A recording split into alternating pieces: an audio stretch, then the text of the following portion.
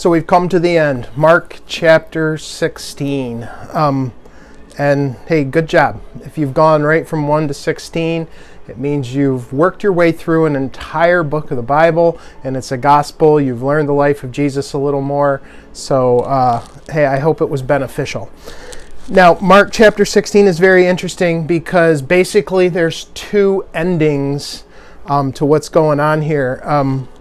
The first ending, and this is probably Mark's original ending, is in Mark chapter 8. After the women go and they see that Jesus is gone, and described as a young man in a white robe who tells them that he's not here, and he tells them to go and tell the disciples what you have seen. And it says they went out and fled from the tomb, for terror and amazement had seized them, and they said nothing to anyone because they were afraid. All right. This is an interesting ending because this is where Mark would have left it, with these women being too scared to go out and tell anyone. And it's just a reminder, I think, how frightening it can be when, they've experienced now the resurrection, right? They've been with Jesus through his life, through his death, and now his resurrection. And the prospect of going out into the world is frightening. I mean, why wouldn't it be frightening? Jesus died for it. Everybody's scattered. This is not something that isn't without a level of nervousness, right? Obviously, they told someone. There's an expanded ending here that tells us the rest of the story, because the word of Jesus does get out. Jesus appears to more people. But it's interesting, he appears to people, he begins to appear to people. It says he appeared to Mary Magdalene, and she went and told the disciples, and they didn't believe her. And then he appears to a couple guys on the road, and they go to tell the disciples, and they don't believe them. So yeah, hey, why wouldn't it be kind of frightening to go out and share the gospel of Jesus Christ with a bunch of people who should have known, but they just aren't going to believe you anyway, right?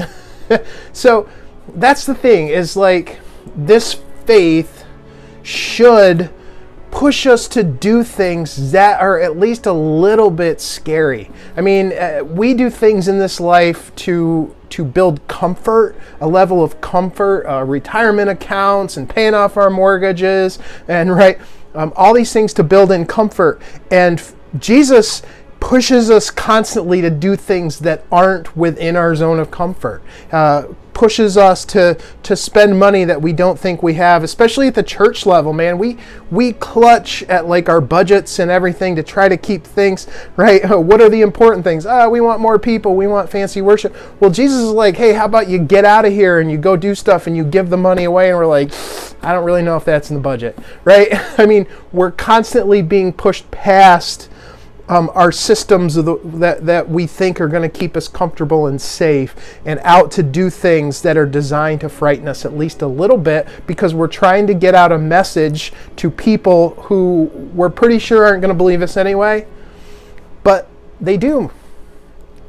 Sooner or later, so many of them do. So many of them also come into contact with this Jesus, with the God who became a man and lived our life and died our death and rose again so that we might know God, right? The Spirit of God is still alive and active in this world and pushing us to do very scary things. So if your faith, if your life in the church just seems really, really comfortable, challenge yourself to do something scary, right? And open yourself up to God, because God will challenge you to do things that are really, really scary, right? I don't like standing on the stage every Sunday all the time, because sometimes I'm not sure even what I'm going to say, even though I've worked on it all week. Talking to people about faith still makes me uncomfortable. I'm a bit of an introvert, but I do it anyway. Even this video series, hey, I'm going to do 16 videos before the end of the month. I wasn't sure if I could accomplish that. It at least stirred a little bit of stress up in my stomach, but I did it anyway, and people have been telling me, hey, they use it for their Bible studies, they use it for their Sunday school classes. So it's great when you can go out and just push yourself past your fear to do something for God. If you've been reading the Gospel according to Mark, I think what you'll realize is that Mark wasn't so much concerned with what Jesus said as with what he did. There are other gospels that'll have a lot of Jesus's teaching. Mark was all about healing people, driving out demons, confronting people. It was about his life, his death, his resurrections, the thing he did.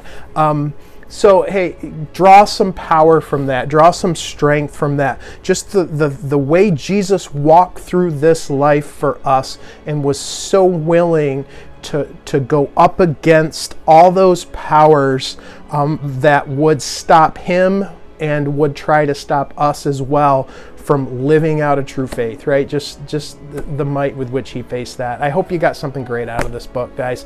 I'm not sure what I'm doing next, but I guess we'll see. Until then, have a great day and keep reading the scriptures and stretching your faith. Love you guys.